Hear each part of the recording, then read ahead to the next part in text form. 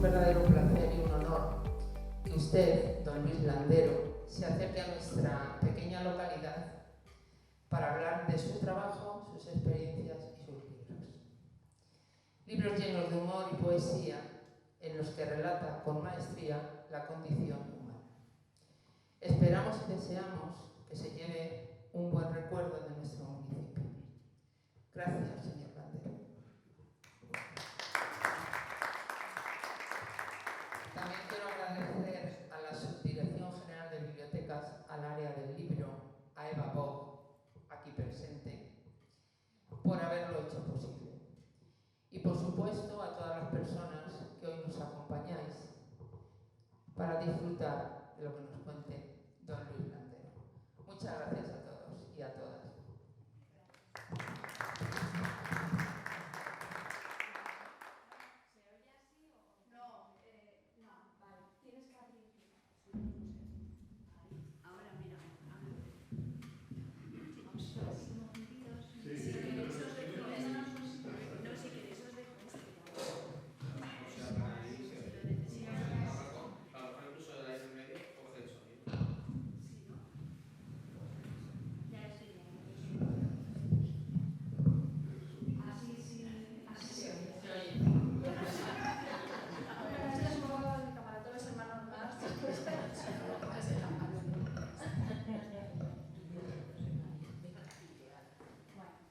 Pues nada, muchísimas gracias por haber venido, muchísimas gracias por acogernos. Chapinería, como siempre, es un municipio que está ahí al pie del cañón, en la Comunidad de Madrid, y hace muchísimas actividades. Tenéis una biblioteca increíble y una bibliotecaria más increíble todavía, Mónica.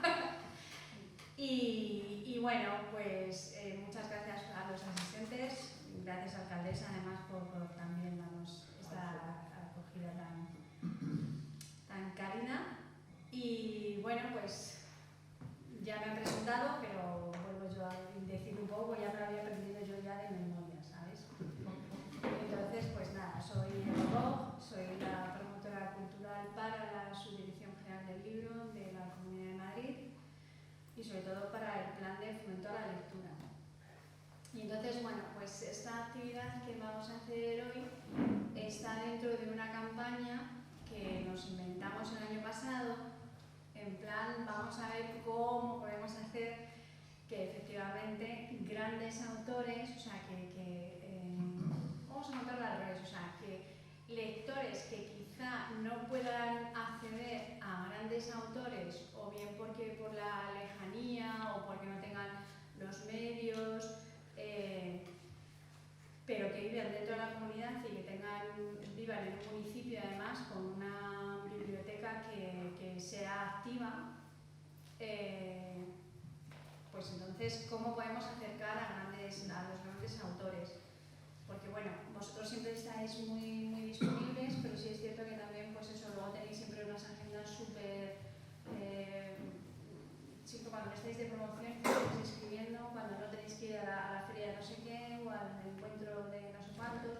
Por ejemplo, sí es cierto que en Madrid tenemos la gran suerte de tener la Feria del Libro de Madrid, y ahí podéis ir y podéis conocerles, pero sí es cierto que está ya también, hay tanta gente que es difícil acceder a ellos. Entonces, bueno, pues la idea fue decir, pues grandes lectores en poblaciones pequeñas, o sea, grandes escritores en poblaciones pequeñas, pero de grandes lectores. Que no se nos olvide que los grandes lectores están en todas partes, no solamente en las grandes ciudades.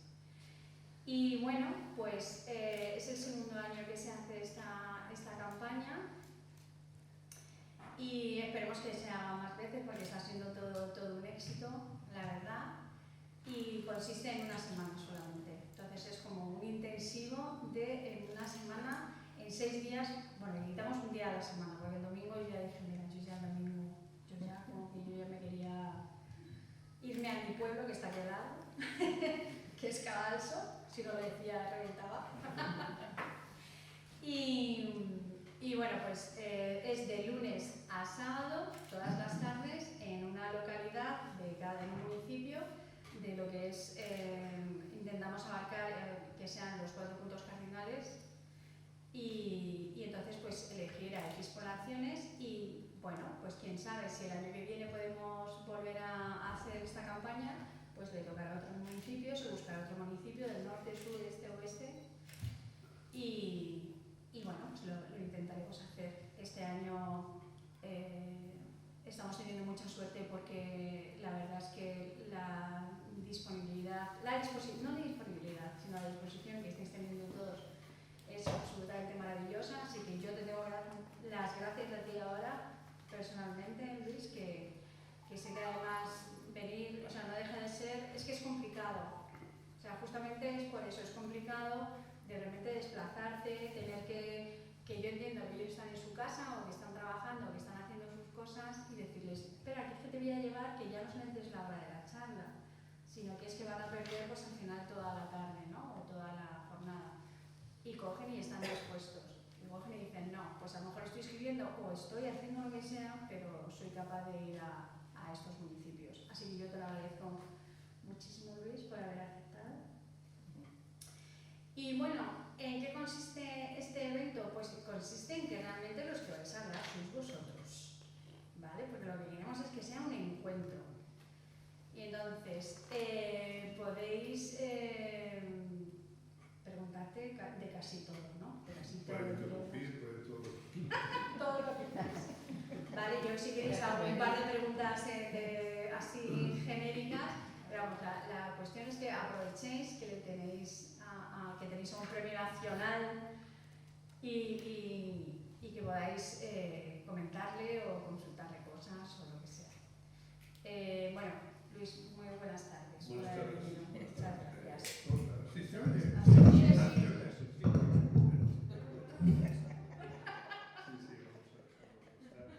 Muchísimas gracias a vosotros, lo primero, por estar aquí, claro. Y encantado de estar aquí en Chapinería, en este pueblo de Calcesa. Muchas gracias por tus palabras tan cariñosas, ¿no? Y tan generosas. La bibliotecaria, bueno, y por supuesto a Eva, ¿no? Que ha dramatizado mucho acerca de venir aquí, lo difícil que es cuando ha ido a buscar una casa. Hemos venido en el coche muy bien, con una conversación muy agradable. Luego me lleva y tal, o sea que no es para tanto. No es para tanto.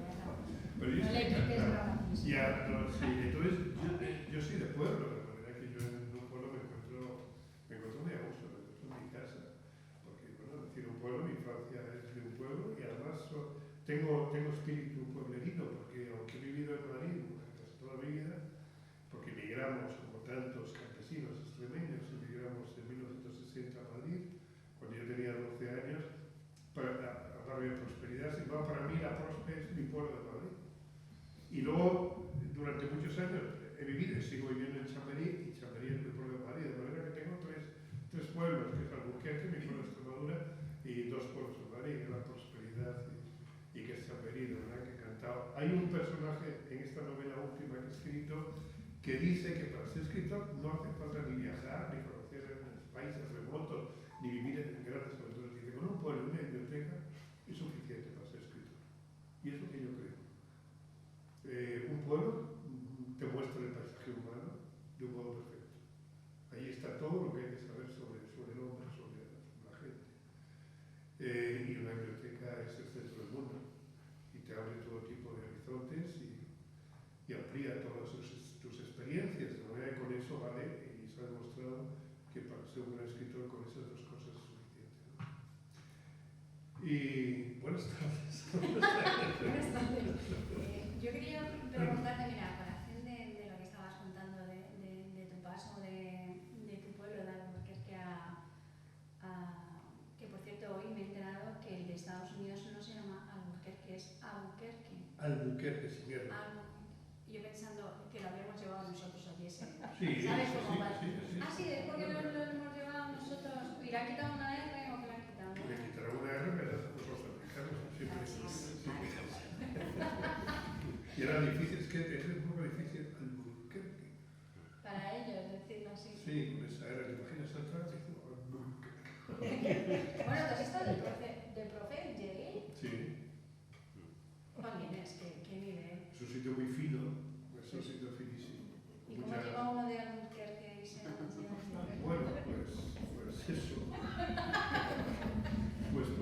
si es un pueblo es de todas partes. ¿Qué pasa? Estás en Albuquerque y te vas allí. No pasa nada. Ahí, si lo que hay es gente, casas. Lo que pasa es que allí hay ardillas. En los campus americanos hay muchas ardillas. Eso da peligro a las universidades. Esas ardillas se meten y entran por las ventanas y luego salen en las fotos y es muy bonito. Sí, pero las ardillas son peligrosas, también te digo, ¿eh? No. Yo tengo una experiencia, no en Yale, pero tuve en Harvard con una ardilla que eso se daría para un libro. Me quitó la comida que estaba comiendo. O sea, directamente hizo así con la uñita a la bolsa y me quedé tan impactada que me cogió directamente así el bocadillo y se lo llevó. Y yo le dejé. Pues ya te digo para un libro. Lo que quería saber es, pues, ¿cuándo llegaste tú a la literatura realmente? O sea, porque fue cuando ya llegaste a Madrid, a la Prosper, o antes. Es que llegué, en realidad, no lo tengo muy claro, pero yo, vamos, sí lo tengo claro. Visto con perspectiva, yo comencé a tener relaciones con la literatura. Empecé, no es que tuve, es que fue una inmersión en la literatura en mi infancia con los cuentos que me contaban. Porque yo vengo de una familia que son todos campesinos, sin excepción, por parte de padre, de madre, abuelos, abuelas, todos son campesinos y ninguno había estudiado. El que más sabía leer y escribir, había mucha gente analfabeta en mi familia. Y todos vivían en el campo, no en el pueblo, sino en el campo. En mi familia, por lo menos, no hubo nadie que tuviera ninguna bicicleta, no había moto ni de ahí para arriba. Solo caballerías, de manera que era como vivir, eso hablo yo con Luis Mateo a veces, y era como vivir en el siglo XIX, y Luis me dice, ¿qué va? Eso es como vivir en la Edad Media. Como vivir en la Edad Media. Y entonces, bueno, pero sin embargo, esa gente que no había estudiado, sin embargo, eran depositarios de un legado de siglos, que es la verdadera cultura popular. No la cultura vulgar ni el lenguaje vulgar, sino el lenguaje popular y la cultura popular. Y entonces habían recibido el legado de los mayores, porque la herencia, nuestra herencia cultural, que tiene pues 2000, 3000 años, los que tenga, se ha transmitido a través, naturalmente, del lenguaje oral y otro a través del lenguaje escrito, cuando apareció la escritura a través del lenguaje escrito. Y de esas dos maneras ha llegado a nosotros la herencia de nuestros mayores, ¿no? Que tenemos que cuidar y preservar. En fin. Y bueno, y entonces en mi familia se hablaba muy bien. Hay que ver quién hablaba. Hablaba con una propiedad, porque hablaba como habían los mayores, los cuales a su vez hablaban como habían oído a nosotros. Y ese lenguaje tan clásico, tan puro, utilizado con tanta propiedad, venía probablemente desde el siglo de oro. De manera que luego yo, cuando leía a Cervantes, cuando leía La Familia, cuando leía a digo, si aquí esto me suena a mí, esta música era la música de mi familia campesina, de cómo hablaba, porque efectivamente eran depositarios de ese lenguaje maravilloso, ¿no? de la música estupenda de nuestro idioma. Y luego mi abuela, por ejemplo, que era analfabeta, que en algún libro aparezco yo con ella en la portada, en el Barco del Invierno, era completamente analfabeta, había sido pastora toda su vida. Y entonces, sí, esa es, efectivamente, esa es. Mira, enséñala para que lo vea. Está ahí, bueno, pues esa, sí, esa es mi abuela, ¿ves? Esa es mi abuela Francisca, mi abuela Frasca, y ahí, ese soy yo con 27 años. Con 27 años. ¿Ves? Qué elegancia tiene. Bueno, era analfabeta, sin embargo, era una biblioteca andante, porque hay que ver la de cachivaches narrativos que esa mujer tenía en la cabeza. Sabía cuentos, sabía refranes, sabía romances, sabía canciones, sabía fragmentos de zarzuela, sabía adivinanzas, lo que sabía esa mujer, porque todo lo había memorizado, que es lo que le habían contado a ella de niña, y como no había escritura, como eso no, esa cultura no está codificada, pues había que encomendar a la memoria, ¿no? Y entonces lo contaba de maravilla, que bien hablaba, y yo me quedaba embelesado, ¿no? Me acuerdo de cuando llegaba a una casa con mis padres, se iban al campo y me dejaba con mi abuela en el pueblo para que yo pudiera ir a la escuela. Con 4 años ya me dejaba. Y yo vivía con ella y con mi abuela, pero mi abuela no estaba por ahí. Y entonces, cada vez que si recibimos una carta o algo, teníamos que ir a casa de una vecina que supiera leer, porque no, claro, ni yo sabía ni ella sabía. Y entonces mi abuela siempre me decía,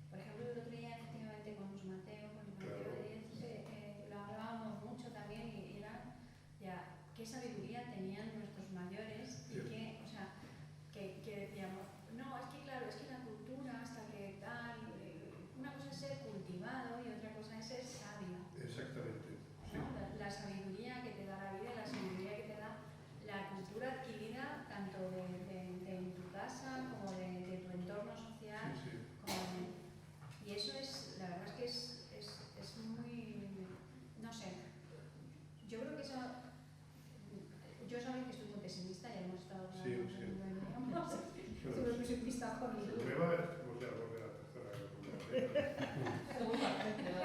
Estamos todos ahí, ¿eh? Estoy ahí con mi corazoncito ahí. Pero vamos, yo creo que me da la sensación de que este tipo de sabiduría se está perdiendo un poco. Sí, bueno, de hecho, No voy a decir mucho. la cultura campesina, que es una cultura milenaria, prácticamente se ha extinguido ya, ¿no? En España y en todas partes. Bueno, no en todas partes, no, probablemente en África y en países de Oriente no.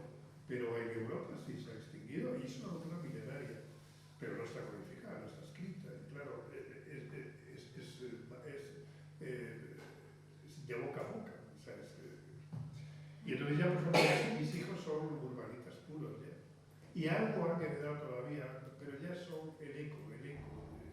Pero ya no somos los últimos. Luis Mateo, Muñoz Molina, Merino, Llamazares, Longares, etc. Somos un poco los últimos, que somos de pueblo, hemos conocido a esa gente, hemos conocido el lenguaje oral, que es donde está el genio de la lengua. Porque el genio de la lengua es el lenguaje oral antes que el escrito. Lo más creativo que hay es el lenguaje oral. Y por eso los escritores que naturalmente han bebido de la tradición escrita, pero también de la lengua hablada. Y entonces lo que hacen es armonizar el legado escrito y el oral. Y entonces cuando se alcanza esa armonía que consigue Galdós, o Rulfo, o Valle Inclán, o Cervantes, y tantos otros, ¿no? Es cuando realmente resplandece más el lenguaje y la manera de contar. Porque yo también ese ritmo del que hablábamos, del ritmo narrativo, yo es que tengo esa música hace mucho tiempo en un país lejano, hace mucho tiempo que solía ser Mari Castaña, y a partir de ahí se suspendía la atención. Y claro, eran sabios, como tú dices, en el arte de contar, no solamente por lo mucho que sabía, sino por cómo lo contaba. Sí, por la musicalidad, además. Por la música, por el ritmo. Por el ritmo, sí, exactamente. ¿De dónde viene el ritmo de García Márquez? Viene de ahí, de lo que oyó a sus abuelos y lo que oyó a sus padres.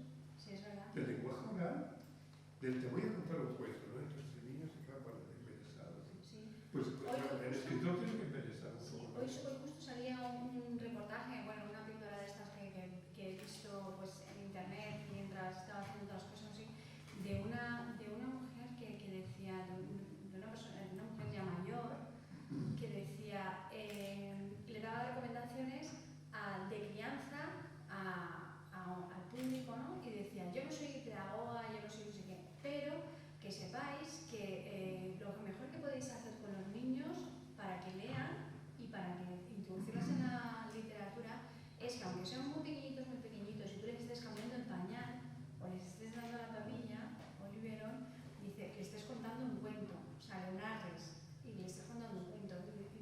Y mucha gente me decís, no, porque no entiende, o sea, si no sabe lo que te está entendiendo, y dice, vale, no estará entendiendo qué es lo que le estoy contando, pero sabe que le estoy contando algo y que ese tono significa una historia por descubrir. Dice, entonces, cuando luego sean un poquito más mayores y ya sí que a la hora de acostar, que vayáis a narrar, lo va a identificar siempre. Y esa mente ya estará preparada para recibir esa información. Y me ha parecido súper bonito. Tengo que buscar a ver quién es esa señora porque me parece una crack total. No, porque es que además el niño se queda, no entiende la letra, pero se queda con la música. ¿No? Y entonces efectivamente el ritmo narrativo, el ritmo es algo muy importantísimo a la hora de escribir, ¿no? Bueno, de todas maneras, a ti que te gusta mucho la música. Ya, bueno, pero... Nos está a punto de traer una guitarra. No, yo ya no tengo ni uñas.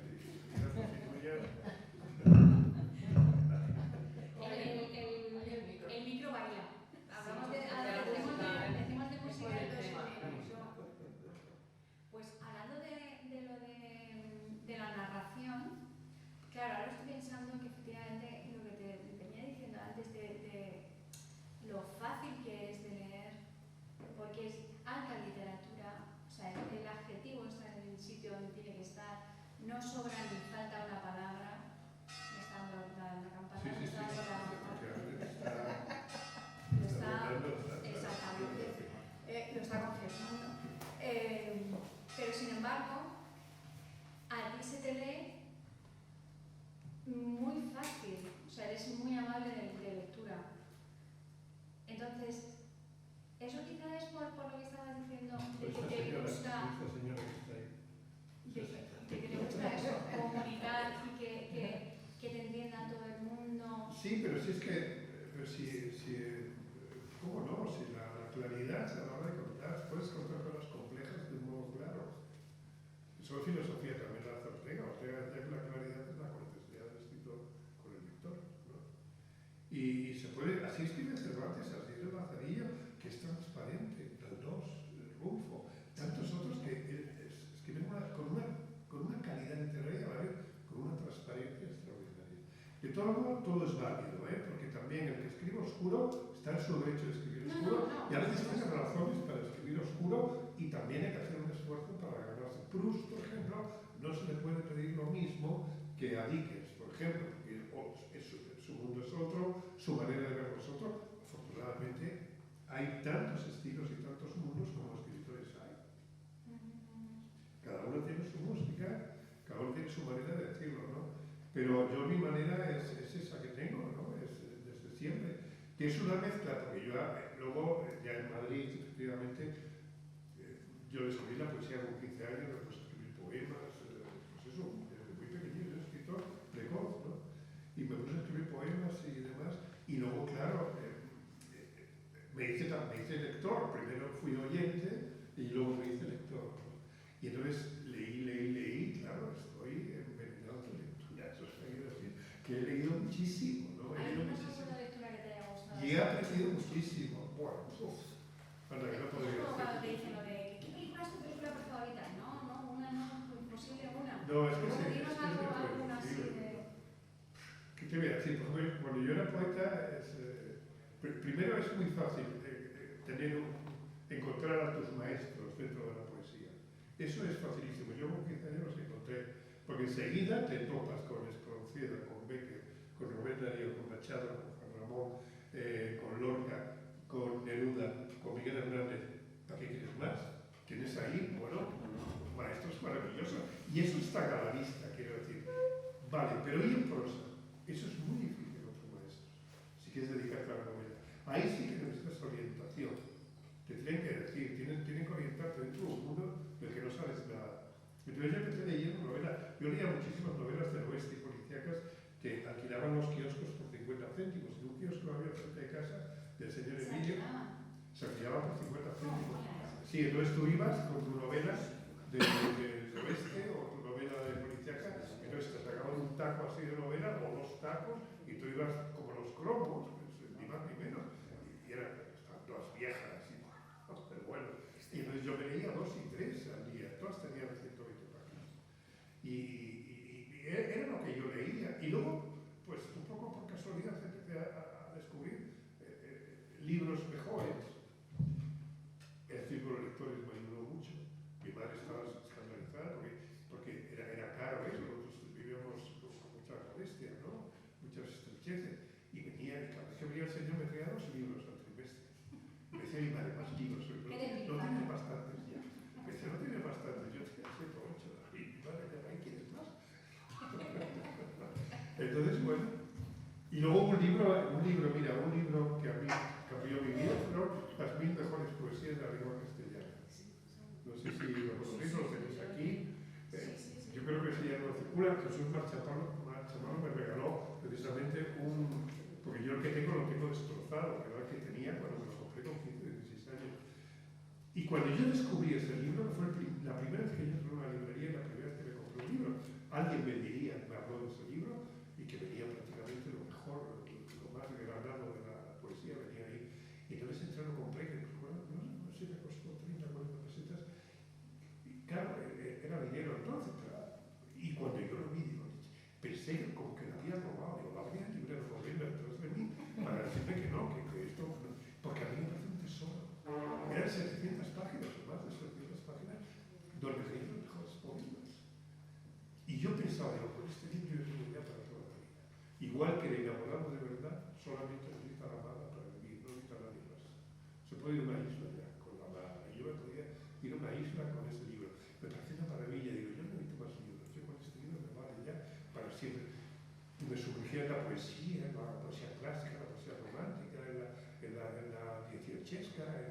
la otra, la realista.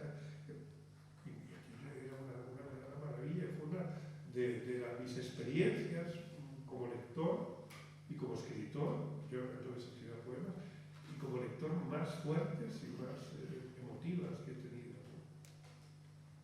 Las mis mejores cosas de la lengua castellana. Luego ya empecé a descubrir otras cosas y luego me dediqué a la guitarra, además. Bueno, y al mundo laboral, porque yo era muy mal estudiante. Y entonces mi padre, con 14 años, me puso a trabajar. Trabajé en un taller mecánico, repartí en una tienda de ultramarinos, eso lo cuento aquí. Trabajé en muchos sitios. Y entonces, iba a contar Tenemos la mosca de la tele, no sé, pero la mosca, sí. Slide. Un moscador, sí. Ah, sí, no, y luego me dedicaba a farándula, me metí a guitarrista y tal. Porque yo trabajando en esta empresa, en el administrativo, con 16 años, y ya me veía de oficinista toda la vida. Y entonces vino un primo mío, que también lo cuenta ahí, que primo hermano y luego cuñado. Y vino a Madrid, quería ser torero, pero de valor andaba regular, de arte muy bien, de valor regular. Y luego se lo vio con mi hermano y mi hermano dijo que torero nada. Total, que como tocaba la guitarra, se dio guitarrista. Y entonces cuando se enteró que yo estaba en la oficina, se echó las manos a la cabeza escandalizado. ¿Un oficinista? ¿Un oficinista, primo? Si eso es lo último que se puede hacer en la vida. Todo el día en una pieza sentado, con papeles, papeles. Eso es vida. Dice, no es mucho mejor irse por el mundo tocando la guitarra y recorrer países y que te aplaudan. Claro, que me digan esto un chaval romántico como yo, que casarme, o te va a parar, yo quiero ser guitarrista. Y entonces con la complicidad de mi madre y esto, pues me decía guitarrista y tal. Y aprendí a tocar guitarra y bastante bien, fui profesional. Y acompañé a cantadores y bailadores así más o menos conocidos. Pero bueno, tocando 20 horas diarias, una barbaridad. ¿Con Lucía, es verdad? ¿Cómo? ¿Con Paco de Lucía? No. Es que no sé quién dijo el otro día así, pues no lo sé. No, yo con Lucía no. No, yo he conocido a Paco Lucía a través de Félix Grande, que era muy amigo mío y era muy amigo de Paco. Y bueno, dijo el otro día eso y claro. Bueno, y también sale Paco de Lucía en el libro. Sí, claro que sale en el libro. ¿Cómo no va a salir en el libro? Sí, en parte yo dejé de quitar porque yo era buen guitarrista, pero era buen guitarrista antes de que saliera Paco Lucía. Yo cuando lo oí, pero mal año para los guitarristas, porque si yo me pareció una monstruosidad. Digo, pues esto es imposible, no puede ser. Yo no lo creía que se pudiera tocar la guitarra. Y eso que yo tocaba muy bien. Bueno, era buen guitarrista, pero hay un antes y un después. ¿Y qué es lo que estaba contando? Me he perdido el hilo. Sí, que en el mundo laboral y en el mundo de la farándula. De manera que yo no tuve amigos ilustrados, nunca tuve, de hecho, ni en mi familia, ni los que venían a casa, que eran inmigrantes. Yo me trataba con inmigrantes, con gente del mundo laboral, con gente de la farándula, y en fin, anduve desorientado completamente, dejé de estudiar durante unos años. Y luego decidí que no, que yo lo que quería ser escritor, que era lo que realmente me tiraba. Y yo había descubierto para entonces que mi camino no era la poesía, porque no era buen poeta, para mi desgracia, me gustaba contar historias. Y entonces tuve la suerte de tener un profesor cuando estaba haciendo PREU, el último curso de PREU, que fue el que descubrió mi fiebre literaria, descubrió mi pasión secreta, y entonces empezó a dejarme libros. Entonces me dejaba, por ejemplo, una sonata de Valle Inclán, me dejaba unos cuentos de Borges, me dejaba Metamorfosis de Kafka, me dejó Chejo, me dejó El coronel no tiene quien escriba, de García Márquez. Empezó a dejarme y empezó a hablarme, incluso a la salida. Íbamos a tomar un café a la salida de clase, y yo en la academia nocturna, porque trabajaba y entonces iba por la noche a estudiar. Y entonces me hablaba de autores y yo luego los apuntaba todos. Y entonces a partir de ahí empecé a leer y entonces empecé a descubrir. Y además, yo creo que en un año me leí todo lo que había que leer sobre ingleses, alemanes, franceses, norteamericanos, italianos y de todo, ¿no? Y entonces fue un gran descubrimiento y un festín literario que me dio durante un año, el año del primero de la facultad,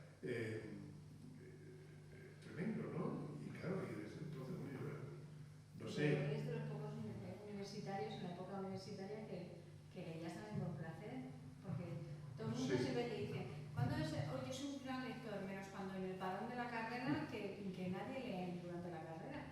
Ya, será porque... Sin embargo, tú ahí cogiste un carrera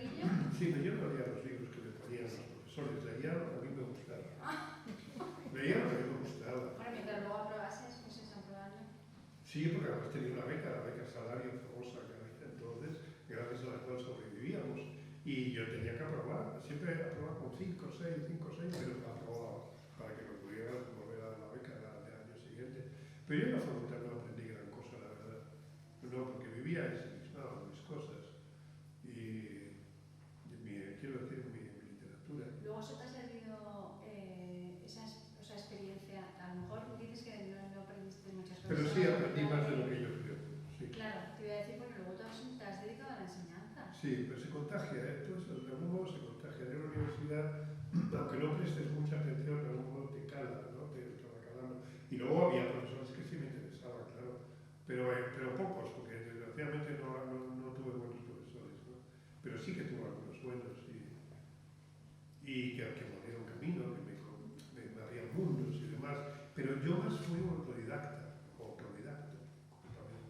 fui un autodidacta.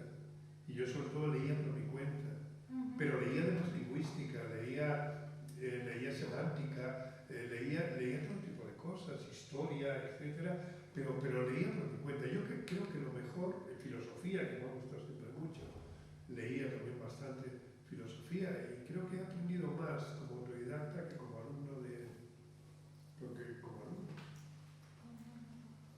Y ahora, bueno, yo ya me callo, ahora ya va a hablar de vosotros. ¿Ves? Que ya me lío, porque me interesa todo lo que dice. Ya como último, ya prometo daros el paso. De los contemporáneos, no de los contemporáneos, voy a reformar la pregunta porque no me parece el mundo liso. No, todos somos amigos, todos. Sí. Todos los escritores aquí somos muy amigos, yo soy amigo de todos. No, por ahí no voy, no voy a abrir ese melón. No, pero te iba a decir, vale, pues entonces cambio la pregunta. De lo que estés leyendo ahora actualmente, ¿crees que hay alguna figura literaria, aunque sea internacional, de lo que estés leyendo ahora en la actualidad, que creas que hay que hacer una mención específica sobre esa figura o no? ¿O hace mucho tiempo que no descubres a alguien así? Es que es muy difícil descubrir cosas. Realmente cuando ya has leído libros... Claro, es que me gusta. Cuando ya has leído casi todo, porque claro. tú has leído tantísimo. Claro, pero por ejemplo Pamuk, siempre que publicaba, siempre merece la pena leerlo. Ay, por Dios, ¿cómo se llama este? Babil. Ah, sí. Babil, que también... ¿Como Benjamin Black o me como gusta. Babil? Por ejemplo, no, Babil, como Babil. Bueno, pero también como el otro. Como el otro. Sí. ¿Cómo se dice? Luego otro, ese que escribe... Ay, por favor, qué memoria voy teniendo. Le he puesto un combo. No, es otro inglés también. Vaya, pero escribe Sábado, escribe... Y en McEwan. McEwan, eso es, McEwan. Por ejemplo, a mí me gusta mucho. ¿Cuál es su novela esa que se hizo famosa? Tienes una palabra nada más. Perdición. Expiación puede ser esa. Esa es una gran novela, ¿no? El libro negro de Pamuk. De vez en cuando se descubre algo, pero no es fácil. Yo además, como tú, estoy siempre a la caza que me digan pero como decía Verlaine, la carne es vieja y todos los libros están leídos. La carne está cansada y todos los libros están leídos, ¿no? Pero siempre queda releer. Yo releo mucho. Siempre he sido muy relector y sigo siendo muy relector. Yo releo mucho. Tengo, digamos, unos 50 libros. Algunos los voy cambiando, pero son mis 50 libros de referencia, ¿no? Y entonces, por las mañanas, incluso cuando me levanto, hago como un precalentamiento en los partidos, hago como un precalentamiento que es para meterme en ambiente. Leo, pero leo nada, unos minutos, 2, 3 minutos, o a veces un párrafo o dos, hasta que de pronto me siento, ¿no? Eso lo hablaba con Roberto Ballester, que yo fui bastante amigo suyo, y él me decía que lo mismo, que él por las mañanas leía mucho, leía siempre, y casi siempre eran Ulises de Joyce, porque para él, bueno, a él le gustaba, le ponía.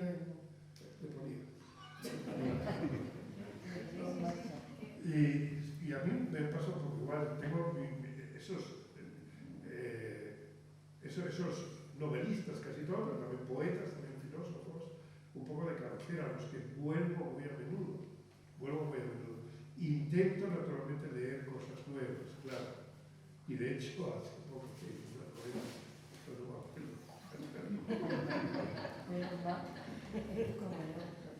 es que se me olvida. El caso es que he leído, leí alguna de Mariana Enríquez, por ejemplo.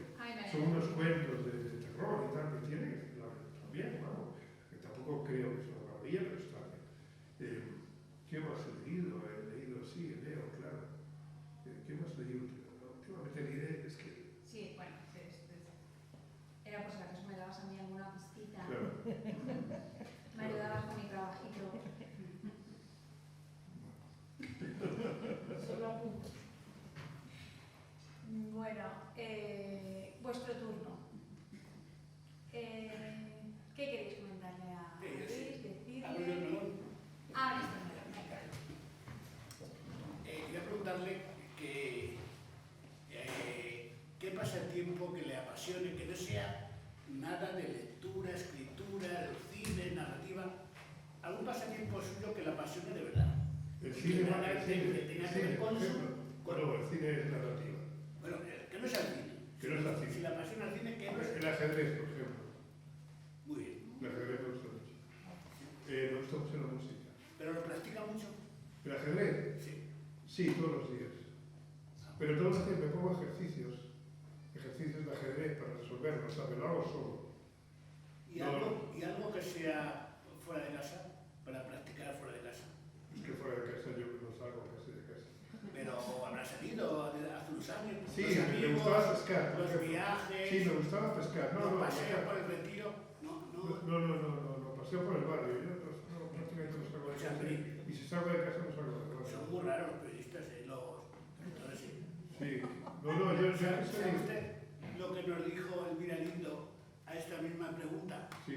Dice, pues es que no lo sé, dice, porque ya películas las vemos en casa, dice, Elvira Lindo y su marido. Dice, como no sea la siesta. Pero lo dijo muy en serio. ¿Siesta?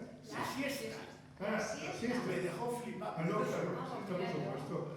A mí me gustaba mucho pescar, por ejemplo. Y como verané durante muchísimos años, 30 y tantos años en un pueblo de Soria, me gustaba ir a pescar mucho, pescar truchas, sí. Que pescaba muy poco, pero bueno, a mí me gustaba ir. Sí, pero... Y luego también, por ejemplo, me hice herborista durante una época. Aficiones he tenido muchas. Me hice herborista, sí. Me compré un librito, que es un libro que se llama El nombre de las flores, que es un libro para tontos, que por deducción, por descarte, vas descubriendo qué flor has encontrado. Es un libro de un tal Bonaro, Bonet, o algo así de francés, un libro francés, pero que está traducido, El nombre de las flores. Y entonces me iba a herborizar y tal, y durante varios veranos pues me dedicaba a esto. Traducir latín también me dediqué durante un tiempo. Más cosas. Me gusta el fútbol. Y con mi nieto me iba a la Plaza de la Vida a jugar al fútbol. A veces jugaba con él, ya no porque una rodilla chunga, pero a jugar con él y organizar partidillos ahí los niños. Y a mí me gustaba verlos y todo esto. ¿Y le gusta, por ejemplo, más vivir en donde vive que en un pueblo como este, que está muy cerca de Madrid, Chapinería, pero vive uno mucho más tranquilo, mucho No, más... seguro, claro. Pero no lo cambia usted. No, porque yo ya estoy hecho a mi barrio y a mi casa y todo esto. Y ya sé dónde están las tiendas, aunque ahora cada día cambia, porque sabes donde había una panadería, ahora hay una bakery o un bar, todo va cambiando, todo es una cosa de locos. Porque antes los barrios, las tiendas duraban mucho. Aquí está los ultramarinos de toda la vida, aquí el bar de toda la vida, aquí la panadería de toda la vida, la pescadería, lo otro, huevos, caza y aves.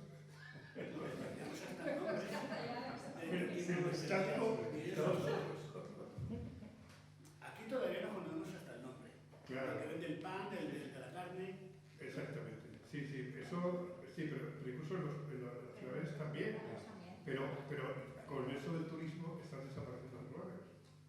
Porque ahora, como todos son pisos turísticos y como las tiendas de toda la vida se cambian para vender artículos para turistas y paellas y sangría y cosas de estas, pues entonces todo el tejido que el comercio le da a un barrio, todo el tejido comercial y que sirve para cohesionar el barrio, para cohesionar la tribu, todo eso desaparece y con eso desaparece el barrio y desaparecen las relaciones sociales. Eso es una desgracia. Yo quería comentarle sobre un personaje, bueno, en la última función me parece un libro estupendo, súper entretenido, y aunque sé que, bueno, que el Quito anda por ahí por entre Soria, si no recuerdo mal, yo siempre lo ubico como si fueran los pueblos de aquí del norte de Madrid, ¿no? Que hubiera ocurrido en esos pueblos. Pero yo le quería preguntar sobre, si no me equivoco, porque a veces también ya la memoria nos va, por el balcón de invierno de un personaje que mirta ahí de un agricultor que no emigra porque él tiene ya hecha su vida allí y no tiene necesidad de irse del pueblo. Sí. Pero me parece muy curioso que pues eso, ¿no? Todo el mundo tiene que ir por necesidad, porque no se podía mantener la agricultura, no se podía vivir. Pero este personaje no se va porque él sí tiene cerdos, tiene vacas, tiene tierra, pero se sentía miserable por no poder irse. Ah, el Pache este. Sí. Ah, sí, ya. Y entonces me parece una historia tremenda, ¿no? De lo que consigue de ser un ser solitario, Sí. que le da hasta envidia que la gente emigre y él no puede porque tengo aquí lo que necesito porque voy a emigrar, pero en realidad él también quiere hacer algo y le ocurre todo eso del libro. Pero eso es muy propio de la condición humana, que la insatisfacción nos define. Ser humanos o ser insatisfechos, salvo los felices. Claro. Pero los que son felices, esos no cuentan. Esos los apartamos, ¿no? Pero quitando a esos, que somos prácticamente todos los demás, pues tenemos una suerte de satisfacción. Siempre hay sueños incumplidos, siempre hay algo que quisiéramos, ilusiones, proyectos que no se cumplieron, siempre andamos forjando castillos en el aire, soñaciones, etc. ¿No? Por eso leemos, por eso vamos al cine, porque hay algo de satisfacción, nosotros necesitamos ser llenado, hay como un vacío que necesita llenarse, ¿no? Y entonces, ¿qué iba a decir yo? ¿Qué iba a decir yo? Ah, sí, entonces este hombre vivía allí, bueno, vivía muy humildemente con sus hijos y tal, pero claro, se daba cuenta de que todos se iban yendo y de que además en el mundo estaban ocurriendo grandes cosas, porque eran los años 50, y él no conocía nada de eso. Y estaba como, o sea que por un lado estaba bien en el campo, pero echaba mucho de menos la modernidad. Por ejemplo, había oído que había unas máquinas eléctricas que eran eléctricas para afeitarse, o sea que no era la cuchilla de siempre, que había unos mecheros de gas, que no era el típico chisquero de siempre, sino unos de gas muy elegantes que no fallaban nunca, pequeñas cosas de esas. No tenía ni radio, porque es que no había radio, en mi pueblo no había agua corriente, ni había luz eléctrica, no había radio, no había nada. Y entonces se sentía muy solo allí, se sentía un poco huérfano del mundo, se sentía huérfano, ¿no? ¿Y qué va a ser de mis hijos? Mis hijos tampoco van a conocer nada, van a crecer aquí como animales en estas soledades bravías, ¿no? Y entonces, ese es un poco mi padre. Mi padre era campesino, pero mi padre no quería ser campesino. Y no quería que nosotros, los hijos, yo tengo 3 hermanas y yo. O sea, 3 hermanas y 3 hembras y un varón, como se decía, ¿no? Y entonces no quería que fuéramos campesinos y quería que yo hiciera lo que él no pudo haber hecho. Porque él apenas pudo ir a la escuela, pero él tenía cualidades estupendas. Él hablaba muy bien. Él, por ejemplo, hablaba muy bien, era muy elocuente. Y había gente que decía, qué buen abogado se ha perdido con Cipriano, el nombre de mi padre, ¿no? Y era un hombre con cualidades y muy ambicioso, tenía muchos sueños, era un hombre amargado, porque no había encontrado su lugar en el mundo. Y entonces quería que yo fuese lo que él no había podido ser. Mis hermanas no contaban, porque en aquella mentalidad rural y campesina, pues las hijas ya se casarían y ya las mantendrían y tal. Pero yo sí, conmigo se gastó mucho dinero, más del que ponía, para que yo estudiara.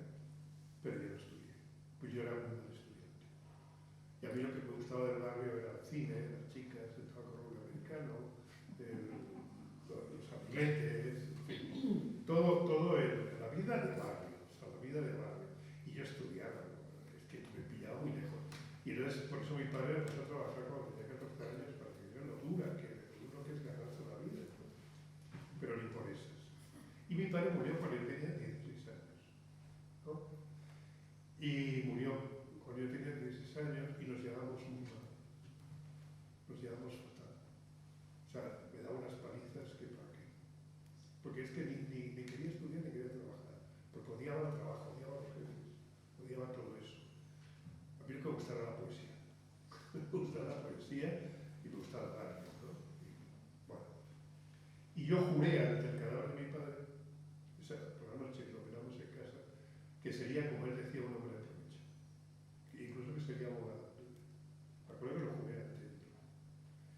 Y desde entonces, efectivamente, empecé a trabajar en Clesa, porque por recomendación entré ahí de estudiante administrativo, pero yo estudiaba. Yo luego estudiaba por la noche en academias nocturnas, estudiaba asignaturas de escabalada para acabar el bachillerato, etc.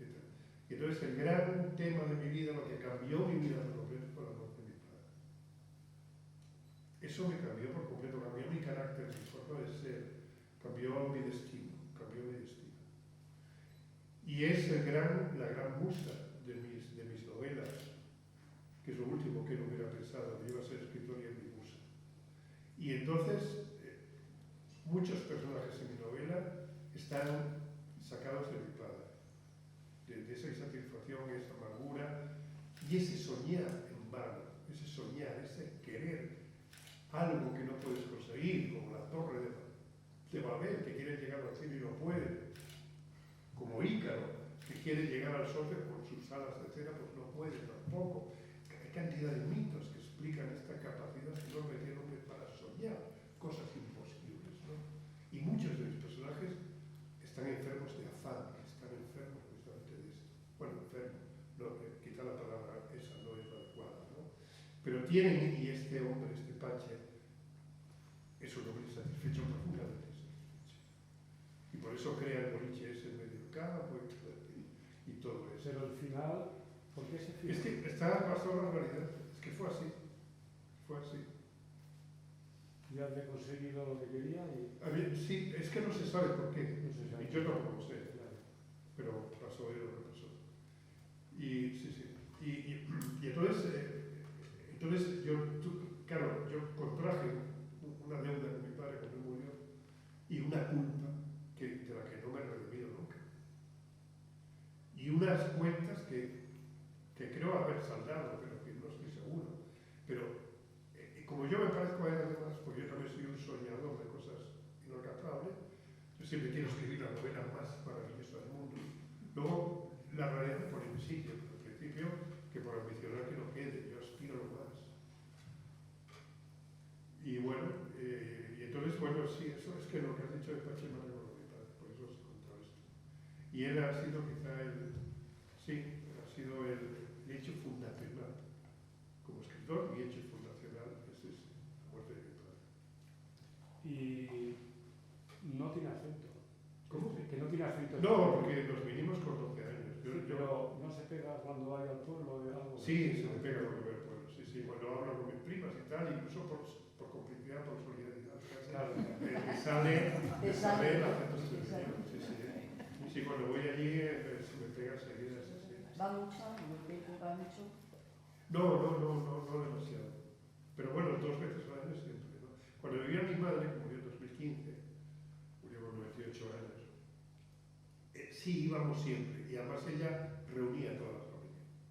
Y eso era en Semana Santa, siempre íbamos allí, nos juntábamos todos y tal, pero cuando murió mi madre ya nos desperdigamos un poco, porque era ella la reunión de todos, que es lo que suele ocurrir a veces con las madres, con esas matriarcas.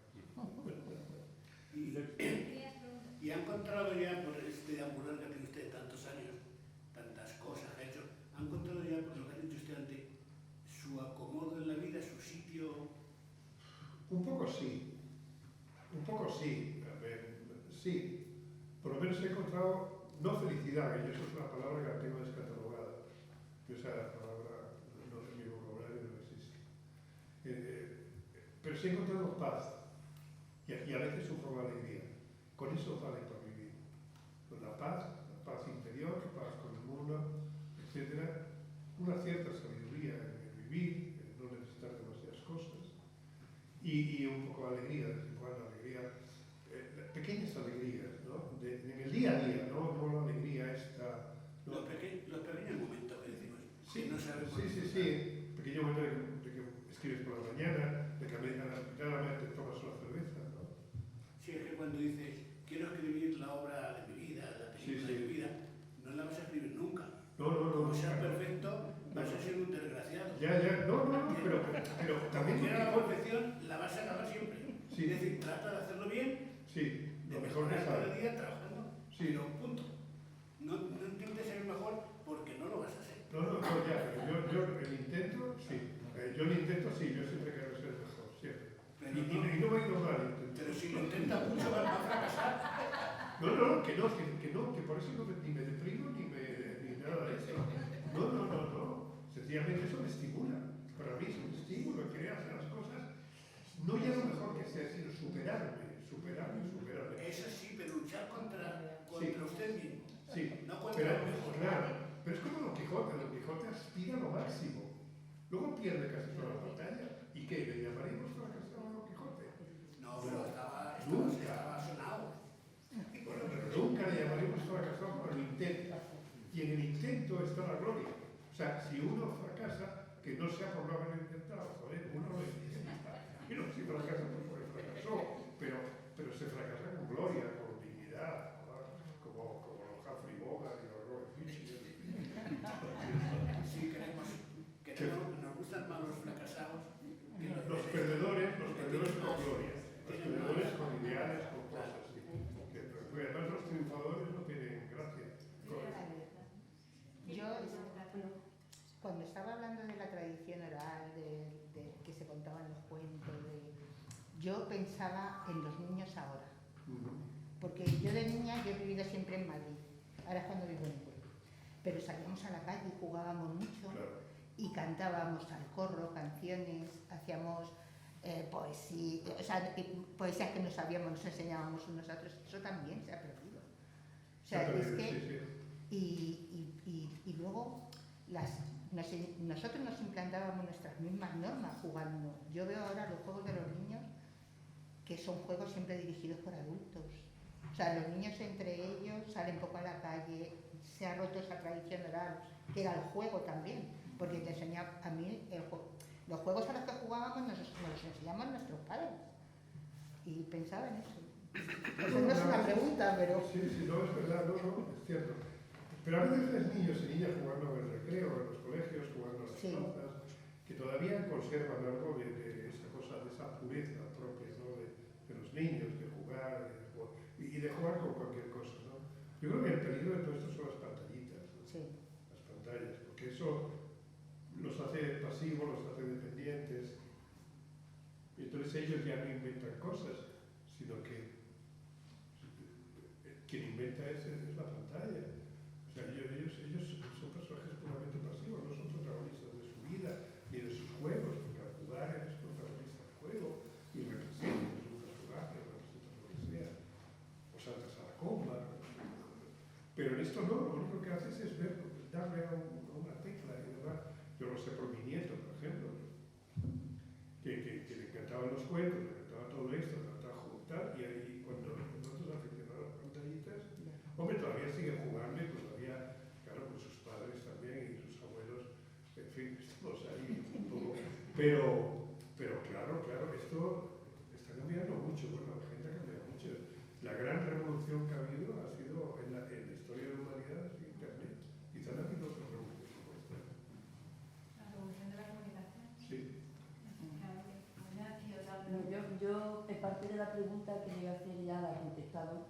Cuando le quería preguntar los temas que utilizan los libros y tal, parte la he contestado ya, que de su vida, Sí. de su infancia, de su juventud. ¿Qué otra cosa le motiva a escribir un libro, le hace despertar para decir esta idea? me motiva para hacer un libro. Y luego su disciplina, cómo escriba, si es un escritor de escribir todos los días, de escribir un tirón, no sé, me interesa. Y luego otra cosa que me gusta de los escritores como tú, por ejemplo, es cómo engancha, te pones a leer un libro y cómo no quieres como dejar de leerlo, ¿no? Que cómo conseguís eso. Qué bien, esto me gusta que me lo digas. Bueno, lo primero de todo, que me atrae a mí de una novela. Sí, ¿qué le despierta esa chispa para...? Sí, la chispa es un personaje. Para mí siempre el personaje está en el centro de la historia, ¿no? Hay otros escritores que no, que para mí es un personaje. El personaje está en el centro de la historia. Y entonces del personaje surge todo. El personaje tiene un conflicto, luego ya tenemos la acción, tenemos el conflicto, entra en conflicto con el mundo, consigo mismo, tenemos el tiempo, tenemos el espacio, tenemos todo surge, ¿no? del personaje, luego se relaciona con otros personajes y de ahí surge la historia, ¿no? Y de dónde me inspiro la vida. Porque ¿en qué se va a inspirar uno? Hasta los personajes de Walt Disney están inspirados en la realidad, porque Mickey Mouse ha regalado su ratón, ¿no? Por mucho, en fin. De manera que yo me inspiro en personajes que he visto. Y me inspiro en la vida. La vida es el motor de arranque, la chispa que hace luego volar la imaginación. Luego a partir de ahí, naturalmente, el personaje vuela y el personaje ya no se parece al inicial, ¿no? Pero al principio es el personaje. Y eso, y luego el afán de escribir, el mismo hecho de darle vida, darle el soplo creador. No me gusta utilizar la palabra creador porque me parece un poco pretencioso, pero bueno, el darle vida de algún modo por medio de las palabras, como el pintor se lo da por medio del pincel o el músico por medio de la partitura o lo que sea, ¿no? Lo segundo, la disciplina. Sí, yo soy muy disciplinado. Yo escribo todos los días del año, sin faltar ni uno, por las mañanas sí. Las tardes no. Entonces cuando me dicen que si voy a un sitio y tal, digo, pero es por la tarde, ¿no? Si es por la mañana, no, porque son mis horas de trabajo y son sagradas. Hombre, las rompo cuando hay que romperlas, pero probablemente en los últimos 6 meses he dejado de escribir 5 o 6 días por la mañana por razones diversas, ¿no? Domingos incluidos, sábados incluidos, fiestas de igualdad. Es que si no escribo, yo no sabía qué hacer por las mañanas. Después me tomo el café y digo, ¿y ahora qué hago? Pues voy a la mesa. Me voy a la mesa a escribir. A veces sale, a veces no sale. Si no sale, me da igual, yo sigo la mesa. Sigo la mesa esperando y tal, haciendo que hago, corrigiendo cosas, y a menudo, a veces, esa obstinación es recompensada por las musas, ¿no? Y a veces te visitan, ¿no? Pero yo soy muy tozudo y muy trabajador. Mucho. Muy trabajador. O sea, que vamos a tener próximamente libros. Sí, no, próximamente no, porque de hecho lo podía tener en unos meses, pero tampoco quiero, porque ya he sacado este año un libro, y si ahora saco otro, y bajo este delantero, lo saca mucho, tampoco es eso. No, me cuesta mucho escribir es muy costoso. Pero el día que escribo un folio, eso es un día grande para mí. Y por ejemplo, a veces se le ha atravesado algún... Sí, muchas veces. Algún tema, ¿cómo se me atraviesa sí, se me atraviesa y hay días que yo puedo pasar de muchos altibajos, puedo pasar de la euforia a la depresión, puedo pasar de la euforia a decir, oh, qué bueno estoy escribiendo y tal, y me han salido ahí 2 o 3 frases estupendas, esto vamos, no lo supe. Y media hora después diciendo, ¿quién coño me mandó a mí meter los escritores? Yo no valgo para eso. ¿Un personaje que le hayas cogido manía o no? Sí, a veces le cojo manía a un personaje, me canso de él a veces. Me canso de él, pero es porque estoy llegando al final del capítulo o algo y a veces se me hace pesado, pero normalmente no me canso y no, me gusta mantener el ritmo y me gusta y soy muy cuidadoso en eso que tú has dicho en tu última pregunta, que no es una pregunta, pero bueno, del ritmo.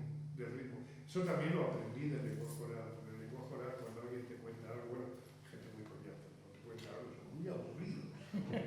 Pero si alguien te cuenta un cuento, te lo encuentras con gracia. Si se lo cuentas a un niño, no digamos. Porque el niño sí que además es sincero. Como no le guste, vamos, desenganchense, ¿no? Con los niños no hay trampa, ¿no? Y entonces, bueno, yo soy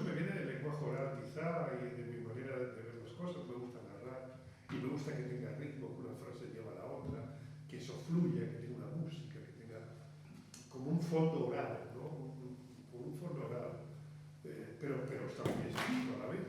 Me gusta que las páginas que yo hago estén muy bien escritas, me gusta que resplandezcan, pero que sea un resplandor discreto, que no se note, que no estorbe, que el lector que la quiera leer con fluidez la puede leer y la puede leer con toda la rapidez que quiera, pero el que quiera detenerse, que pueda decir, Joaquín escribe este señor, ¿no? Eso me gusta, eso son las pilas.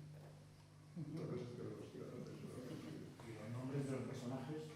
los nombres de los personajes, esa es otra, porque a veces, por ejemplo, ahora los nombres, ahora en la novela que estoy escribiendo hay 9 personajes. Y no, y hay 2 o 3 que les he cambiado el nombre ya 2 o 3 veces. Y no. Yo mi primera novela, El juego de la tardía, era eso es. Pero el personaje se llamaba Gregorio, al principio se llamaba Augusto. Digo, ¿cómo se va a llamar Augusto? Se sentía disgusto yo con ese nombre, porque Augusto. Digo, este es demasiado nombre para este gran pelana, un nombre de pelo, ¿no?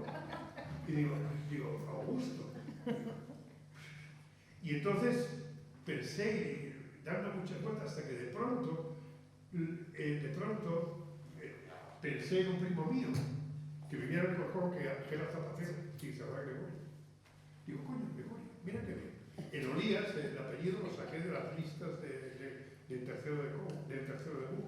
Que daba yo clases en el instituto, y entonces un día busqué la lista y busqué Olías. Y digo, hombre, pues Gregorio Olías. Suena que me gusta y le pega además. Y luego es curioso, porque Gregorio, algunos críticos dijeron, claro, se inspiró en el Gregorio Samsa de la Metamorfosis de Kafka. Y además la novela empieza que se despierta por la mañana. Pues no, es que ni pensé en él. Y en cuanto a Olías, dije en una entrevista que era un alumno mío y tal, que vamos, que me había inspirado en el nombre de un alumno, y esto yo he oído de la Rui, mira a ver cuando estoy en el libro, y yo estaba orgulloso de haber inspirado yo de haberme inspirado en Mali, que no poner que en realidad él es el protagonista. Pero bueno. Pero los nombres es verdad que tienen que encajar, tienes que sentirte a gusto con ellos. Si no te sientes a gusto, no te lo crees, es como algo inverosímil, ¿no? A veces en el nombre. Sí, un inciso solamente. ¿Es verdad entonces lo de que los títulos de las novelas hasta el último momento no sabes? Hasta el último momento. Y 2 días antes de llevar a la imprenta no tenía título este libro. No tenía título. O sea, que es muy importante para ti, que tenga un sentido. Pero esto, el título es, o sea, los títulos es porque Al final, cierre la novela. O sea, no, lo busco al final, el título. A mí el título me da igual, el título que otro. Bueno, no me da igual, no busco un título apropiado, pero es que no se me ocurre ninguno hasta que me veo obligado al final a buscar un título. Pues Lluvia Fina está Esa sí, esa se me ocurrió desde el primer momento. Mira, ese se me ocurrió desde el primer momento. Lluvia Fina, además lo vi muy claro. Ese libro fue como una revelación. Ese libro que lo vi como hecho ya. Un día de julio, después de leer una noticia del periódico, una noticia de 3 líneas, de pronto vi la novela escrita. O sea, fue como una revelación, ¿no? Y con el título incluso. Sí. Yo quería hacer bueno, primero me va a notar cuando hable que soy extremeña. Además que soy extremeña, que no tengo, que tengo el acento. Sí, claro, efectivamente. Soy de un pueblo de Badajoz, del sur de Badajoz. ¿De Badajoz? Badajoz. Cuando yo fui al colegio interno, a mí me llamaban Badajoz. Es que no sabemos decirlo de otra manera. Soy de Badajoz. Mi pueblo se llama Zuaga y está en la provincia de Badajoz. Y Alburquerque yo lo conozco porque, bueno, sí. Pero mi pregunta era, ha dicho que siempre hay un personaje sobre el que se centra o que tiene la idea. Pero ¿alguna vez ha habido un personaje que, digamos, esté como ahí aparcado, que de pronto se va metiendo y adquiere tanta importancia en la novela que sigue? Sí me ha pasado, sí. Que no llega a ser ya el secundario, sino incluso puede pasar eso. Sí, y a veces al revés, uno importante como que pierde importancia, ¿no? Sí. Porque una cosa es lo que tú tienes en la cabeza, el argumento, que yo necesito tenerlo para no perderme, para tener una guía, un mapa, algo para que me oriente, ¿no? Y sobre lo que trabajar, pero luego hasta que no te pones a escribir no sabes realmente cómo es esa historia. funciona cuando vas a escribir, ¿no? Porque hay tres momentos en lo se llaman las perspectivas romanas, incluso para escribir una redacción, para dar un discurso, etc. Que es decir, la inventio, es decir, ¿qué voy a decir? ¿Qué voy a decir en mi discurso? ¿Qué voy a decir en mi redacción? ¿O qué voy a contar en mi novela? Luego la dispositio, o compositio, cómo lo voy a componer, es decir, cuál va a ser la estructura, qué orden le voy a dar a esto, y luego la elocución, que es el momento de escribir. O si es en el cine, el momento de poner a grabar la acción. O si es en la música, el momento de ponerse con la partitura. Con una música que tienes en la cabeza, pero que no tiene forma todavía. Y el pintor, el pincel, es lo que da vida. Hay dos tipos de escritores, unos que tienen el argumento muy bien armado y ya no se apartan de ese argumento. Y para ellos la elocutio, el lenguaje, es puramente administrativo. Es un lenguaje burocrático que puede ser correcto, pero que está al servicio del argumento, y lo que hacen es despachar el argumento. No, yo me gusta que mi lenguaje sea creativo. Y cuando digo creativo, no solamente creativo en cuanto a la retórica, en cuanto a recursos expresivos, sino también en cuanto a la inventio menuda. O sea, la invención menuda, el inventar a la hora de escribir, inventar las cosas, inventarle cosas al personaje. Y entonces, cuando un personaje puede variar. Porque de pronto descubres cualidades, de pronto descubres algo que en el esbozo general del argumento no puede aparecer, porque no entras en detalles, ¿no? Pero, y entonces, a la hora de escribir, al calor de las palabras, de pronto, ese personaje te aparece con una luz nueva, ¿no? Y entonces dices, coño, este personaje ahora es cuando empiezas a entenderlo. Y a lo mejor me cuadra más de esta manera que de la otra. Y al revés, un personaje que a lo mejor prometía mucho se queda en menos, ¿no? ¿Y alguna vez ha cambiado, ha entrado en lo que está hablando, ya tendría usted el esqueleto hecho del libro, al principio, en la historia, y ha entrado en la riqueza de algún personaje, en la riqueza de algún personaje que ha ido creciendo y se ha dejado llevar y ha cambiado al final, ha cambiado la historia, ¿o no? No, tanto como cambiar la historia, no, pero sí, pero quizás la historia va un poco cambiando. Es como si vas a hacer una excursión y dices, bueno, voy a tal sitio, voy a Monte Rubión, por ejemplo, y voy a ir por aquí. Y luego cuando te vas a escribir dices, no, pues es mejor ir por aquí y tal, pero al final terminas en el sitio, ¿no? O sea que tanto como cambiar, tampoco, ¿no? Porque, por ejemplo, en mi primera novela, El juego de la tardía, la última parte, que es cuando el personaje se va de casa, por lo que sea, entonces se enrolaba en una compañía medio musical, medio circense. Es decir, en el mundo de la farándula, que yo conocía por haberlo vivido. Pero cuando llegué ahí me di cuenta de que aquello aquello era imposible. Aquello no venía a cuenta, porque además el personaje se difuminaba entre otros personajes que aparecían. Y luego lo que hice es mandarle una pensión a 200 metros de su casa. Y se fue a la pensión, que es lo que hubiera hecho yo si no fuera de casa. Yo le quería preguntar, nos ha comentado un poquito sus fuentes creativas y su metodología de trabajo. ¿Cómo lleva las presentaciones, la parte mercantil del libro, las presentaciones, las firmas? La promoción y eso. Vale. Teniendo sus horarios de trabajo, teniendo... ¿no? Sí. Tampoco sale Claro, mucho en Samberí. tengo que romperlo, hace ya muchos días que no escribo. Por ejemplo, en esta última novela, pues empecé casi en enero con las entrevistas, con todo esto. El libro salió en febrero y a partir de ahí, a pesar de que mis editores saben cómo soy, saben todo esto y me cuidan mucho, y entonces no me ponen demasiado trabajo, pero el trabajo es inevitable. Pues tengo que visitar a todos los libreros de Madrid, porque soy amigo suyo además, y porque creo que tengo que colaborar con ellos. Porque vamos todos en el mismo barco y todos somos cómplices. Pero lo ve como parte de la profesión igualmente, ¿no? Claro, como parte de la profesión, igual que los distribuidores, los editores, por supuesto, los libreros y luego los lectores. El encuentro con los lectores es gratis. A mí me gusta estar aquí hoy hablando con vosotros. Me encanta, y con Eva. De verdad que y me lo estoy pasando muy bien y me gusta hablar. Lo que no me gusta es pensar, el viernes tengo que ir a Chapinería y tengo que hacer esto, entonces me da mucha pereza. Y digo, y me canso de oírme a mí mismo. Digo, y otra vez hablar, y no sé qué. Pero una vez que me meto en Galina, ya estoy contento, ya estoy bien, ya estoy... Eso yo creo que pasa a todo el mundo, ¿no? Con la vida social. Probablemente, sí, yo... Tienes muchos planes, ya cuando estás metido... Claro, no soy especialmente sociable, no soy una persona... Pero siempre sí lo soy, porque luego me llevo muy bien con la gente y cuento chistes, vamos, no cuento chistes, pero que soy un buen conversador, me gustan las sobremesas, me lo paso muy bien con los amigos y tal, ¿no? ¿Giras por Latinoamérica? Sí, lo he hecho muchas, sí, pero yo ya no. Por ejemplo, ahora me han invitado a ir a la Feria de Guadalajara y además todos los años me invitan y ningún año voy ni iré. Me han invitado también a la Feria de Bogotá, que hay también en Bogotá una feria internacional del libro, no sé qué, y tampoco voy a ir. A Buenos Aires está muy lejos.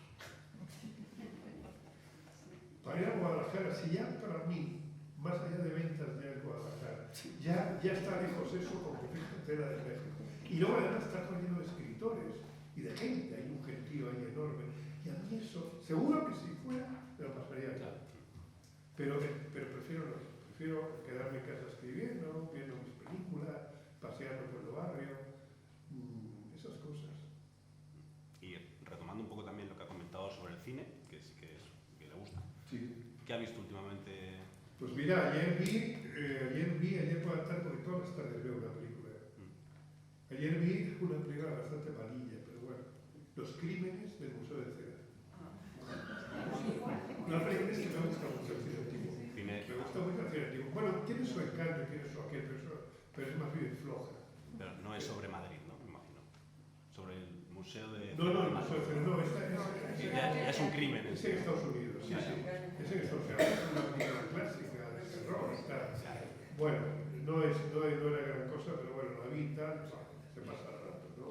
Y por ejemplo, anteayer, ¿cuál día anteayer? Ah, sí, una que me gustó, que siempre me había dado mucha pereza, pero la había visto, pero nunca, que es el Quinteto de la Muerte, el Quinteto que es de Peter Sellers y de no sé qué, de una viejita y tal. Bueno, sobre todo la primera parte es muy divertida, ¿no? Pero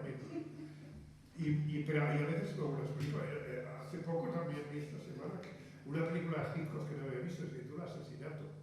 Que está bastante bien, aunque es flojea también algunas cosas, porque no es el Hitchcock perfeccionista de más adelante, ¿no? Bueno, sí, veo alguna película, y además no soy muy exigente para ver cine. No soy especialmente exigente. Sí, me gusta que esté bien y además miro primero en internet a ver qué dice la crítica de ella antes de empezar a verla para... Sí, me gustan las películas de aventuras, por ejemplo. Y las novelas de aventura a mí me encantan. Y me lo he pasado de bien con ellas, pero ya están todas leídas. Conde de Montecristo, Los Miserables, Robinson Crusoe, La Isla del Tesoro, los cuentos de Poe, las aventuras de Arthur Gordon Pym. Bueno, entonces lo que he disfrutado yo con esas novelas. ¿No le da envidia cuando alguien le dice que no ha leído El Conde de Montecristo o Los Me Miserables? da envidia porque digo, ojo, qué suerte tiene que lo ha leído. Pero bueno, igual es que no lo haré nunca.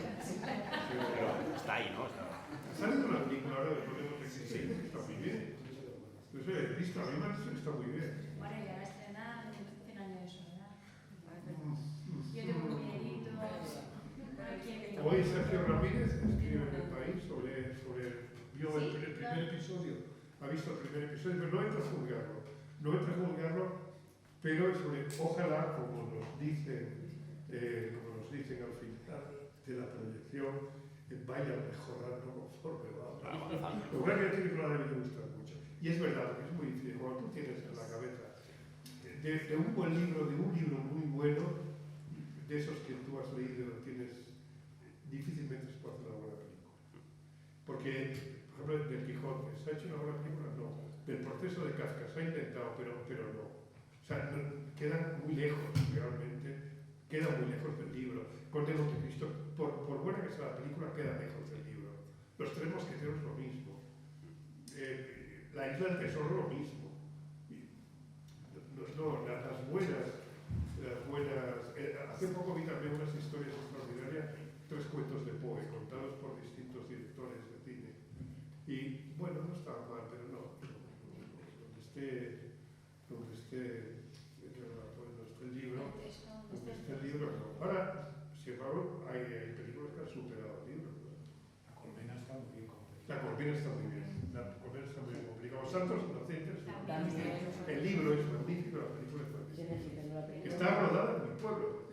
Albuquerque, pensaba. Roldán, Albuquerque. Por la zona de Zafra. De manera que todos los figurantes que hay ahí son los conozco, ¿no? Primos, Claro, primos, Y al hilo de esto, en Albuquerque, en tu niñez, veías lo de los santos inocentes. anda, claro, como Sí, sí. la miseria y cómo vivían y todo eso, creo que se lo veía. El servilismo. El servilismo, el señoritismo, los señoritos, todo esto. Y además mis padres eran campesinos. Mis padres eran campesinos medianamente acomodados. Quiero decir que teníamos incluso 2 criados y a veces 3. Teníamos ovejas, teníamos cerdos, teníamos una finca de secano, pero que eran casi 100 hectáreas. Y donde pues, se sembraba cereal, trigo, cebada, avena, etc. ¿no? Una huerta. Bueno, era mucho para lo que es Extremadura. ¿No? Y bueno, y para vivir bien, pues vale. Y de hecho mi padre, si emigró a Madrid, fue por sus hijos, no por él. Él vivía muy bien allí. Él vivía muy bien allí y casi no tenía ni que trabajar, porque trabajaban por él. Porque a la hora de la sementera, allí labraban, sembraban y era a verlos venir. Y luego a la hora de la siega lo mismo. Él no iba a secar.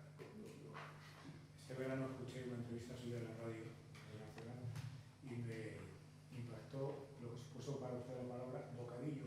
Sí, es verdad, la palabra bocadillo. Sí, yo no la utilizaba porque no es que digan que en mi pueblo no se utilizaba, no, en el campo. Porque el campo y el pueblo eran muy diferentes. Incluso el habla, por ejemplo, en Albuquerque, en el campo se sesea, o garbanzo. En el pueblo no. El pueblo son más finos. Y lo mismo la piel, la forma de vestir, la forma de alternar, los gestos, todo se notaba que eran mucho más atrasados los campesinos, ¿no? Y entonces la palabra bocadillo en el ámbito campesino no existía. Yo no sé en el pueblo si existiría, no tengo ni idea. Yo creo que tampoco, pero no lo sé. ¿Y entonces cómo era la merienda o la merendisca? Pues un cacho pan y queso. Eso era. O medio tomate con eso, o un puñado de aceitunas, un cacho de pan. Y a correr, ¿no? Eso era. Entonces cuando llegué a Madrid, que pues, me quedé interno con 7 años, entonces me dijeron que se quería un bocadillo. Y además con esa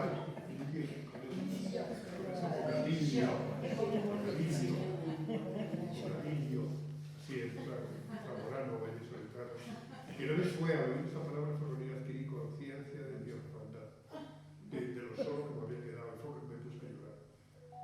Pero hasta entonces no, porque no era consciente, no había asumido el haberme quedado solo. Mis padres habían ido, me había quedado solo en el colegio, mis padres habían ido y fuera de mi mundo, de mi casa, de todo, de la gente que yo quería, de mis abuelos, y de pronto.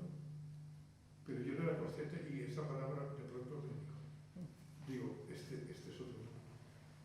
Por esa palabra, sí. Sí, a mí me impactó, porque también está interno también. Sí. Bueno, como va surgiendo la conversación, estaba recordando a Miguel Delibes que decía también que pues, él estudió en Valladolid, que era un pueblo, creo, y estaba interno también en un colegio, y comentaba que, bueno, pues allí era el paveto, era el internado. Y dice, con el tiempo me di cuenta que ser del pueblo era una bendición de Dios, y no tener pueblo era como ser inclusero, ¿no? Cuando llevaba con las matanzas al internado, en el chorizo, la morcilla, pues que era la envidia de los demás. Lo que tiene el pueblo era una bendición de Dios, claro. Y no se puede hacer como ser inclusero. No, yo soy contento de haber tenido una infancia rural, y casi más campesina, más rural que los niños, que yo estuve nos daban larga, y corríamos fuera del pueblo, y a buscar grillos, alacranes, a buscar lagartos, yo qué sé, a buscar nidos, a robar fruta. Ahora cuidado con los lagartos. No, los lagartos están prohibidos, son muy perseguidos. Bueno, aquí tenemos, yo no sé si alguien se acordará de aquí, yo siempre lo cuento como anécdota, ¿no? Somos extremeños también, pero del norte, la parte rica.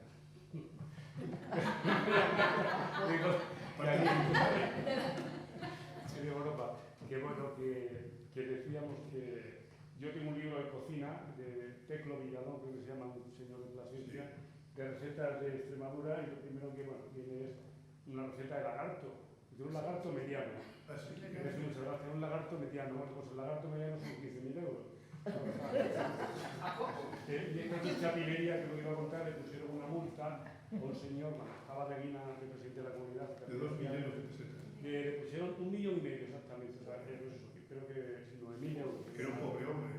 Sí, la verdad es que luego se lo quitaron, ¿eh? Sí, se lo Él quitaron. alegó que se lo iba a comer, que además yo creo que era de origen extremeño, no, porque que tiene Extremadura no como el lagarto. Y de hecho te lo ofrecían en los restaurantes. Por ejemplo, en Cáceres te lo ofrecían en un restaurante que había, y decían, pero decías,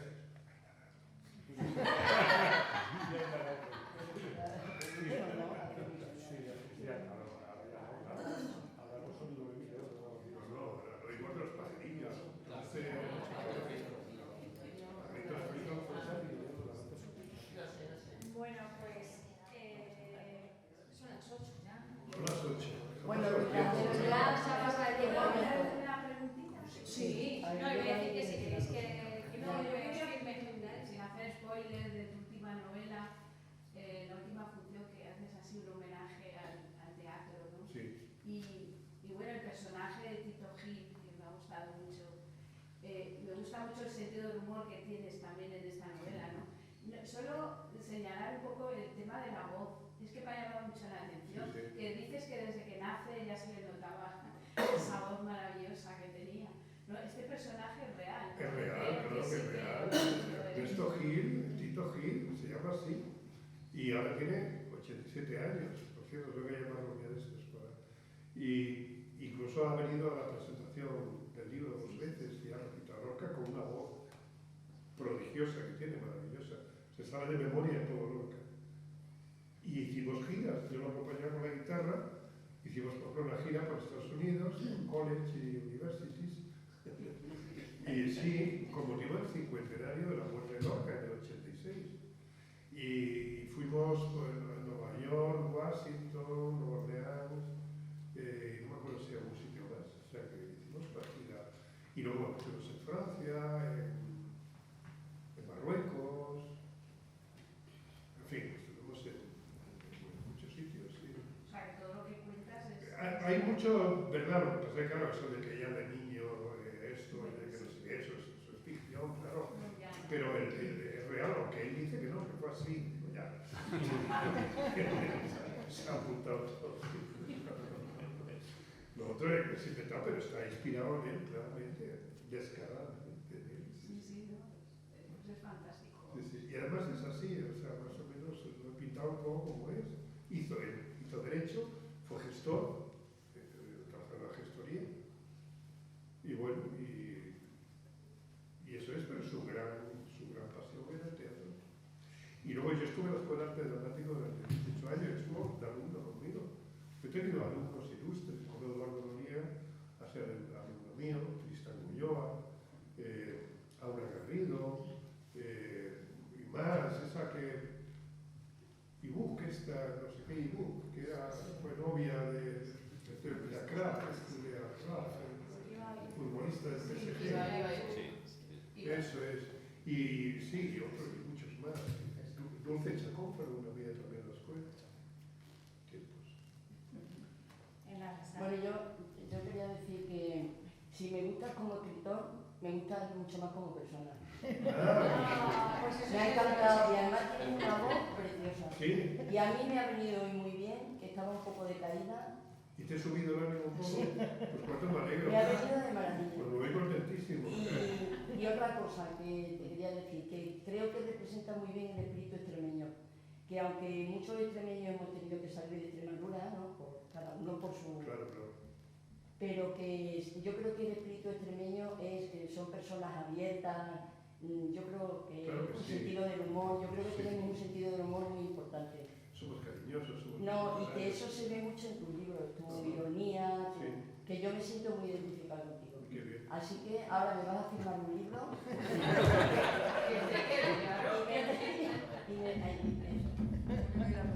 Bueno, pues damos por finalizada esta parte